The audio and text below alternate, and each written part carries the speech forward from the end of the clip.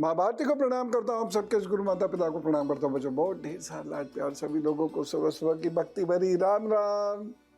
आज जिन विषयों पर हम लोग बात करेंगे उसमें से एक तो बहुत महत्वपूर्ण है और वो ये है सुंदर कैसे दिखें। जी हाँ, कुछ ग्रहों की यदि कुदृष्टि होती है या कुप्रभाव होता है तो वो फिर आपको स्मार्ट नहीं दिखने देते। ऐसे में क्या करें कि हम स्मार्ट दिखें, सुंदर दिखें। दूसरी बात हम ये जानने का प्रयास करेंगे बलराम जी थे कौन। श्री कृष्ण के बारे में बात तो बहुत सुनी है, बलराम जी के बारे में हमने ज्यादा नहीं सुना है, तो ये कौन थे। और साथ ही अमरूद के क्या गुण हैं ये भी हम जानेंगे। लेकिन शुरुआत करते हैं पंचांग से। आज 3 अगस्त है, दिन बुधवार है, सूर्योदय हुआ सुबह 5:43। तो अब बात करते हैं कि आप सुंदर कैसे दिखें। एक पेड़ होता है चिल्ला, चिल्ला पेड़ की पत्ती का रस एक बार लगा लीजिए उन जगहों पर जहां जहां स्किन पे दाग धब्बे हों। आपकी स्किन वहां निखरनी शुरू हो जाएगी। एक बार में नहीं हो, 2 या 3 बार लगा लीजिएगा, लेकिन लाभ जरूर मिलेगा। स्किन बहुत इंपॉर्टेंट है क्योंकि स्किन पे यदि रूखापन है तो आप कभी भी सुंदर नहीं दिख सकते, चाहे आपके फीचर्स कितने भी अच्छे क्यों ना हो। स्किन का रूखापन खत्म करने के लिए चला पेड़ वाला ये जो पत्ते का उपाय बताया मैंने, अद्भुत है। एक और चीज मैं आपको बताता हूँ, शहद में गुलाब जल, लेकिन ये गुलाब जल प्योर होना चाहिए और शहद भी प्योर होना चाहिए। देखिए बहुत सारा गुलाब जल एसेंस से बन रहा है, तो उसका कोई लाभ होता नहीं है। तो बिल्कुल प्योर गुलाब जल, प्योर शहद ये मिला लीजिए, ठीक है। और आप हल्के हल्के हल्के हल्के उन स्थानों पर जहां बहुत हार्डनेस है या होंठ है, यहाँ बहुत अगर हार्डनेस है, पपड़ी जम जाती है, वहां पर हल्के हल्के हाथ से ऐसे ऐसे बैठे हुए सहलाते रहिए। देखिएगा कुछ समय के बाद आपकी स्किन सॉफ्ट होने लगेगी और रूखापन उसका खत्म हो जाएगा, होंठ आपके मुलायम से दिखने लगेंगे। और यदि आप हंसेंगे ना तो मशक्कत नहीं करनी पड़ेगी, मेहनत नहीं करनी पड़ेगी, आसानी से हंस सकेंगे। नहीं तो पता है क्या होता है, यदि ये सब पपड़ी जम जाए और आप हंस पड़े तो वो खूनी हंसी हो जाती है। ठीक, तो आप ये उपाय कीजिएगा, बहुत अच्छे लगेंगे, स्मार्ट लगेंगे, लड़का लड़की दोनों कर सकते हैं इनको। एक चीज मैं और आपको बताता हूं, लिख लीजिए, बल्कि गुड़, गुग्गल, राल, सेंधा नमक, शहद, सरसों, मुलेठी और घी, ये सारी चीजें 10 ग्राम ले लीजिए, ठीक है। और उसके बाद इन सबको मिला लीजिए, घी और शहद को छोड़कर सारे चीजों को मिला लीजिए और महीन सा चूर्ण बना लीजिए, ठीक है। इसको कूट कूट के महीन चूर्ण बना लीजिए और फिर इस घी और शहद को मिला लीजिए, अलग अलग दोनों। फिर ये महीन चूर्ण घी और शहद वाले मिक्सचर में मिला लीजिए। ये जबरदस्त चीज बन जाती है। और रात में इसको बीवाइयों पे लगाइए, बीवाइयां भरनी शुरू हो जाती हैं। इसको अगर बहुत सारे लोगों के फिंगर्स, ये वाले हिस्से, ये वाले हिस्से भी फट जाते हैं, वहां भी इसको लगाइए। या आपके पैरों में भी जो फिंगर्स के टिप्स हैं, वो टिप्स जो हैं वो फटने लगते हैं, वहां लगाइए। एड़ियों पे तो लगाना ही है। और आप देखिएगा स्मार्ट लगने लगेंगे आप उसके बाद अपने जूते मोजे कहीं उतारेंगे ना तो आपको शर्मिंदगी नहीं होगी। जी हाँ, ऐसे ही मैं कुछ और ऐसी टिप्स दे रहा हूँ क्योंकि ये बहुत इम्पोर्टेंट है कि यदि आप सांसारिक जीवन को जी रहे हैं और आप कॉरपोरेट सेक्टर में या कहीं ऐसी जगह जॉब कर रहे हैं तो आपका स्मार्ट दिखना ज़रूरी है। या तो फिर हमारे पाले में आ जाओ, ओगड़ कैसे भी चल दिए, कहीं भी चल दिए, और नहीं तो स्मार्ट दिखना चाहिए, लेकिन नेचुरल तरीके से। जो लीता पोती वाली स्मार्टनेस है वो बहुत थोड़े से टाइम की होती है। तो आपको मैं ये और टिप्स दे रहा हूँ अभी, आपके बहुत काम आएंगी। लेकिन कर्क, सिंह और कन्या राशि का हाल जान लीजिए। कर्क राशि, आपके लिए ये दिन अच्छा है। खूब मैं तो हमने बहुत सारी टिप्स तो जानी है, एक खास टिप मैं आपको बताना चाहूंगा, आंखों की। आप कहीं जाते हैं, किसी से मिलते हैं, बहुत सारी बातें तो आपकी आंखें बता देती हैं। आप इंटरव्यू में जाते हैं, आप वाइवा में जाते हैं, बहुत सारी चीजें तो आपकी आंखें बता देती हैं। आंखों को बहुत एक्सप्रेसिव होना चाहिए। और थकी हुई आंखें अगर हैं तो आपके पूरी पर्सनैलिटी को वो थका हुआ बना देती है। ऐसे थके हुए नहीं आप, लेकिन आंखें अगर थके हुई हैं तो वो पूरा चेहरा खराब कर देंगे, आपका पूरा एक्सप्रेशन खराब कर देंगे। कई बार ऐसा होता है, रात में सो नहीं पाते। कई बार ऐसा होता है कि देर रात तक आपको लैपटॉप पर, कंप्यूटर्स पर काम करना पड़ता है, आंखों में प्रॉब्लम हो जाती है, अजीब सी लगने लगती है, मोटी मोटी सूजी सूजी। तो क्या करें, सुने, हाथों को खूब जोर से रगड़िए, खूब जोर से, जब तक ये खूब गर्म महसूस ना होने लगे। फिर आंखों को बंद करके हथेलियों से ढक के ऐसे बैठ जाइए। 2-3 मिनट बैठे रहिए और कुछ मत सोचो उस वक्त, कुछ भी मत सोचो, बस कुछ देर इस स्थिति में बैठे रहिए, ठीक है ना। उसके बाद इसे हटा के आंखें खोलिए, फिर ऐसा कीजिए। ऐसा कम से कम 5-6 बार कर लीजिए और आप देखना गजब का कॉन्फिडेंस महसूस करेंगे। अच्छा लगेगा आपको, ताजगी सी महसूस होगी। और ये रोज कीजिए, दिन में 4-5 बार, बहुत ही लाभ मिलेगा। आपकी आंखें शार्प होती चली जाएंगी और आप भले गुस्से में हो लेकिन आंखें मुस्कुरा रही होंगी। जिन लोगों को इंटरव्यूज में जाना होगा या जिन लोगों को फेस करना होगा, भीड़ को फेस करना होगा, उनकी आंखें बहुत पैनी होनी चाहिए, शार्प होनी चाहिए, कॉन्फिडेंस उसमें छलकना चाहिए। कैसे हो, सूर्य के सामने खड़े हो जाइए, सूर्य को देखे नहीं, त्राटक की क्रिया बिना सीखे नहीं करनी है, लेकिन सूर्य के सामने खड़े हो जाइए, सूर्य को सीधे मत देखिएगा और ये उगता हुआ सूर्य हो और आप देखना धीरे धीरे धीरे धीरे आंख आपकी कुछ कहने लगेगी। उसके बाद उगते हुए सूर्य की तरफ धीरे धीरे कुछ सेकंड्स देखना, फिर आंख नीचे ऐसे कर, फिर कुछ सेकंड देखना, फिर आंख ऐसे, और फिर एकटक देखना। 2-3 महीने में देखना कि आपके चेहरे की रंगत ना बदल जाए तो बात है। तीसरी चीज, दीवार पे एक पॉइंट बना दीजिए, उससे 2 फीट दूर बैठ के उस पॉइंट पर एकाग्रचित्त हो जाइए। गुस्से में नहीं, शांत मन से, मृदुता से, और आप देखिएगा जबरदस्त तेजी और ताजगी आपके चेहरे पे आएगी। अब एक और चीज बताता हूं, बेल का सेवन करिए। आप ऐसे भी खा सकते हैं और उसका शरबत बना के भी ले सकते हैं। पेट भी साफ, आंखें भी एकदम शार्प। अच्छा, एक चीज और बताऊं आपको, बड़ा बढ़िया, बेल पत्र को पीस लीजिए खूब अच्छे से, और ठीक है, रगड़ रगड़ के खरल में या बटने से ऐसे। मिक्सी का प्रयोग कर सकते हैं, अब होंगे नहीं सिलबट्टा आपके यहाँ तो कर लीजिए, लेकिन खरल या सिलबट्टे में पीसना ज्यादा श्रेयकर है। तो पीसने के बाद इसमें नारियल का तेल मिला लीजिए और नारियल का तेल मिला के जो त्वचा, जो हाथ या चेहरा जो आपका ओपन में रहता है उस पर लगा लिया कीजिए, और आप फिर देखिएगा अपनी स्किन की कांति को देखिए।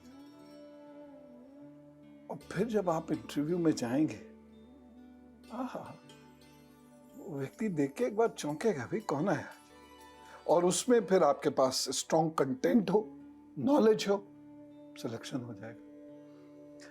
विटामिन डी की डेफिशिएंसी बहुत तेजी से बढ़ रही है भारत के अंदर। यद्यपि ये दुर्भाग्यपूर्ण है, और विचित्र भी है, भारत जहाँ पर इतना सूर्य रहता है और तेज सूर्य होता है, वहाँ पर विटामिन डी की डेफिशिएंसी अब तो गाँव में भी होने लगी। क्योंकि मैं विटामिन डी डेफिशिएंसी पर काम कर रहा हूँ 2013 से, और बच्चों के लगातार टेस्ट कराता हूँ, देखता हूँ कि विटामिन डी की डेफिशिएंसी है। उससे बहुत सारी प्रॉब्लम्स होती हैं, उन प्रॉब्लम्स का जिक्र फिर कभी करूँगा। लेकिन विटामिन डी अगर डेफिशिएंट है तो आपका चेहरा हमेशा उतरा हुआ होगा पटरी से। ऐसे होती ना, जैसे ठुकी हुई गाड़ी, ऐसा दिखेगा आपको। तो विटामिन डी डॉक्टर साहब से टेस्ट करा के और फिर विटामिन डी ले लीजिएगा। मैं विटामिन डी पर आपसे एक दिन बात करूंगा, बड़ा ज़रूरी है ये, क्योंकि उसकी वजह से बहुत प्रॉब्लम्स हो रही हैं, ज़िंदगी में बहुत प्रॉब्लम्स हो रही हैं, स्वास्थ्य में बहुत प्रॉब्लम्स हो रही हैं। तो मैं उसकी चर्चा भी करूंगा। तो ये जो मैंने उपाय आपको बताए हैं ना, ये कीजिए और ऐसा चकमक होके जाएंगे आप कि सामने वाला इम्प्रेस हो गई होगा। अब मैं बताता हूँ आपको। तो मैं चंद्रमा की एक बात कर रहा हूं। चंद्रमा जिसका भी खराब होगा, बड़ी सारी समस्याएं होंगी। लेकिन एक और खास समस्या है कि चेहरे पे हमेशा 12 बजे रहेंगे, बल्कि 6:30 बजे रहेंगे, यूं ऐसा लटका रहे, हमेशा ऐसा लगेगा रो रहे। ऐसे लोग जब हंसते भी है ना, तो ऐसा लग रहा है कि मतलब रो रहे, और आंखों में चमक ही नहीं होगी। बुझा हुआ बल्ब जैसे नहीं होता है, फ्यूज बल्ब, वो स्थिति होगी। तो आंखों में चमक नहीं होती, आंखों के नीचे ये कालापन रहता है, व्यक्ति आकर्षक नहीं दिखता, और शरीर में एक अजीब सी बदबू सी रहती है, खासतौर से स्वेद में, आपके पसीने में, और त्वचा में बड़ा रूखापन रहता है। अब बताओ, ऐसा व्यक्ति कहीं जाएगा, इंटरव्यू में जाएगा, तो इंटरव्यू बोर्ड भाग जाएगा और यह रूम फ्रेशनर लगाता रहेगा।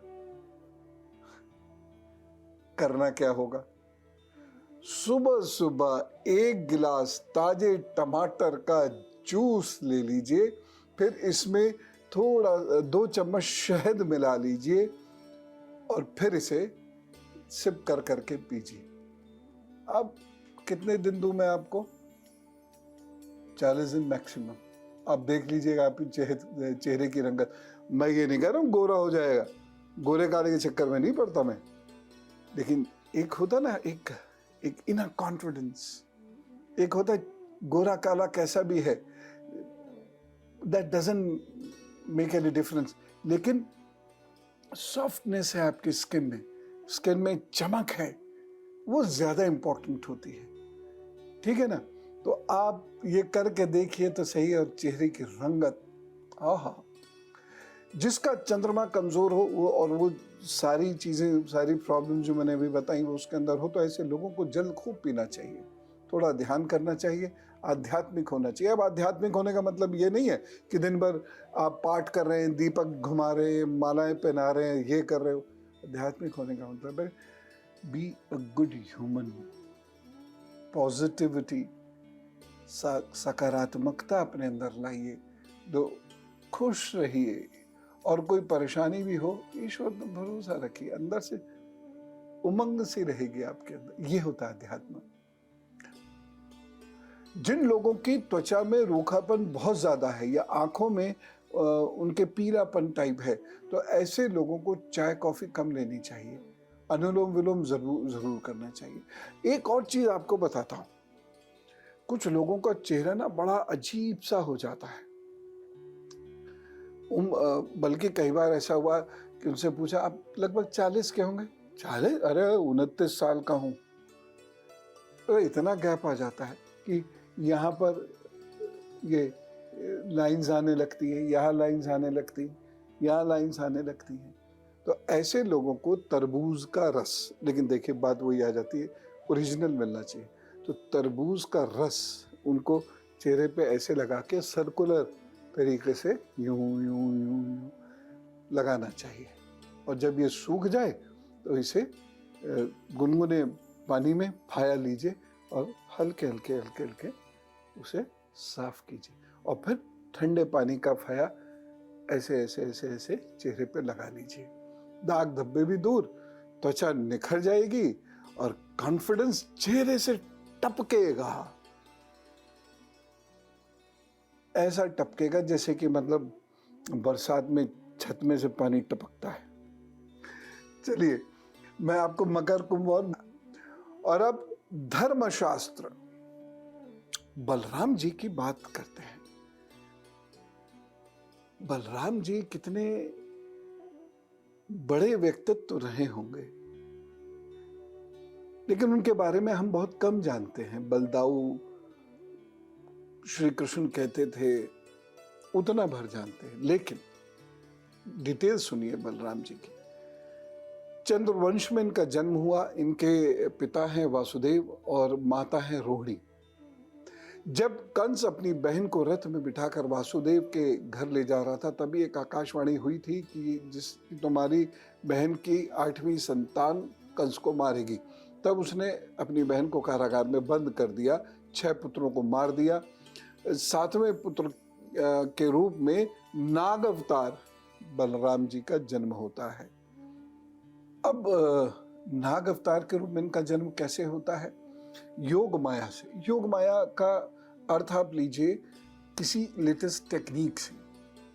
लेटेस्ट टेक्निक से देवकी माँ के 7वें गर्भ को रोहिणी जी के गर्भ में ट्रांसफर कर दिया। ऐसा आजकल भी होता है ना, आजकल भी होता है। तो हमारा विज्ञान काफी उन्नत था।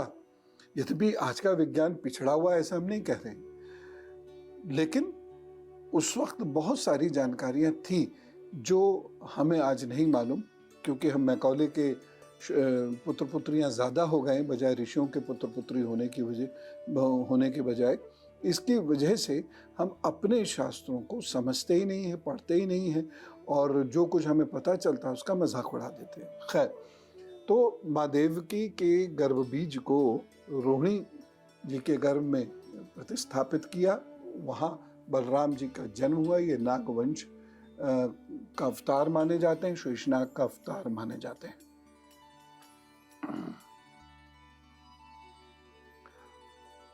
और चूंकि काफी संघर्ष हुआ इनके जीवन में, इन्हें संकर्षण भगवान भी कहा जाता है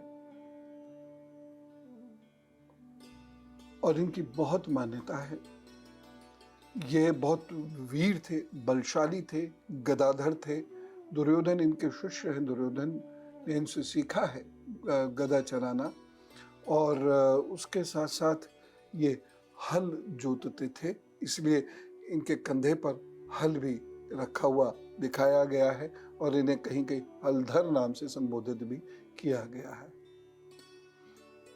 यह है बलराम जी की उत्पत्ति की कथा। बलराम जी ने युद्ध नहीं किया था, वह उस वक्त तपस्या अनुष्ठान के लिए चले गए थे। महाभारत के युद्ध में उन्होंने कहा कि मैं किससे लड़ूंगा, और श्री कृष्ण की बात वो आसानी से मानते भी नहीं थे। कभी कभी गुस्से में श्री कृष्ण को कुछ कह भी देते थे। श्री कृष्ण ने नारद ऋषि से इसकी शिकायत भी की थी एक बार। जी हाँ। खैर, तो वह युद्ध पूर्व चले गए और युद्ध पूर्ण हो जब हुआ तो पुनः लौट आए थे, और उसके बाद श्री कृष्ण के साथ ही वो द्वारका वापस गए थे। यूं वह कभी श्री कृष्ण का साथ नहीं छोड़ते थे। दोनों भाइयों ने हमेशा पूरा जीवन साथ बिताया और दोनों के बीच में बहुत स्नेह था। यह है बलराम जी का संक्षिप्त इतिहास जो हम सबको जानना जरूरी था। और अब बात करते हैं अमरूद की। ये सीजन है अमरूद का, बड़े अच्छे अमरूद आ रहे हैं इस वक्त। देसी अमरूद बड़ा पौष्टिक माना जाता है। आजकल जो थाईलैंड से या कहीं से भी बाहर से भी अमरूद आ रहे हैं, जो बड़े से होते हैं, एक से वजन और शेप के होते हैं, उनमें उतनी पौष्टिकता नहीं होती है जितनी देसी अमरूद जो छोटा होता है। हाँ, देखने में कम खूबसूरत होता है। जो चीज़ ज़्यादा खूबसूरत दिखती है ना, वो सूर्पनखा भी हो सकती है, ये ध्यान रखिएगा। देसी चीज़ अपनी बढ़िया है। तो अमरूद में विटामिन सी बहुत ज़्यादा होता है, विटामिन B1 भी होता है, इसलिए ये शरीर को पुष्ट करता है, पेट को साफ करता है। जिनको पेट की दिक्कत है इन्हें 100 ग्राम अमरूद सुबह सुबह खा लेना चाहिए निराहार मुंह। उससे उनका पेट साफ होना शुरू होगा और पेट से उत्पन्न होने वाली या पित्त से उत्पन्न होने वाली सारी समस्याएं धीरे धीरे ठीक हो जाएंगी। जो लोग अमरूद को बिना नमक लगाए खाते हैं सुबह सुबह, तो उनको शरीर पर जो दाग, छाले पड़ने, फुंसी फोड़े होने, जो बारिश के मौसम में ख़ास तौर से पित्ती बहुत उछलती है, तो वो सब होना बंद हो जाता है। लेकिन देसी अमरूद ही वह लाभ देता है। तो देसी अमरूद का सेवन ज़रूर करें और बच्चों को भी कराएं। अमरूद ब्लड प्रेशर को मैनेज करता है। साथ ही साथ एक और बहुत महत्वपूर्ण बात आपको अमरूद की बताता हूँ। अमरूद लीजिए, उसे काटिए। आजकल काटना इसलिए ज़रूरी है क्योंकि अमरूद में कीड़ा पड़ जाता है, और उसे फिर भून लीजिए और भून कर उसको खिलाइए उन लोगों को या उन बच्चों को जिन्हें घर से बाहर जाना मजबूरी है और ऐसी जगह पे रहते हैं जहाँ पोल्यूशन बहुत है। ये दमे तक की प्रॉब्लम को ठीक कर सकता है। चिकित्सकीय सलाह लीजिए अपनी जगह, लेकिन ये कार्य आप ज़रूर कर लीजिए, इससे आपके दमे तक की समस्याएं ठीक हो जाएंगी। तो कुल मिला के ये बहुत महत्वपूर्ण है। अमरूद का एक और फ़ायदा मैं बताता हूँ। भुना हुआ अमरूद खाने से शुगर के पेशेंट्स को भी बहुत लाभ मिलता है। पेट भी भरता है, शुगर भी नहीं बढ़ती है उनकी, तो उन्हें इसका उपयोग अवश्य करना चाहिए। रात में अमरूद खाना नहीं चाहिए, दिन में आप खूब अमरूद खाइए, उससे फ़ायदा ही फ़ायदा होगा। अमरूद दिमाग को मजबूत करता है, इसलिए विद्यार्थियों को अमरूद ज़रूर खिलाया कीजिएगा। और ये स्ट्रेस लेवल को कम करता है, इसलिए आपका कोई भी स्ट्रेस हो, चाहे एग्जामिनेशन स्ट्रेस हो, जॉब का स्ट्रेस हो, तो आप अमरूद का सेवन ज़रूर करें, आपका स्ट्रेस दूर होगा। लेकिन अमरूद के साथ पानी पीने से बचना चाहिए। थोड़ी देर बाद पानी पिए, 15-20 मिनट बाद पानी पिए। तो अमरूद कितना महत्वपूर्ण है, इसीलिए इसे शास्त्रों में भी जगह मिली है और अमरूद को सब व्यक्तियों को खाने की सलाह दी गई है। तो आज की बातचीत यहीं तक, फिर मिलेंगे और ढेर सारी बातें करेंगे। मैं प्रभु से प्रार्थना करता हूँ आपका दिन बहुत अच्छा बीते। राम राम, नमस्कार, भारत माता की जय।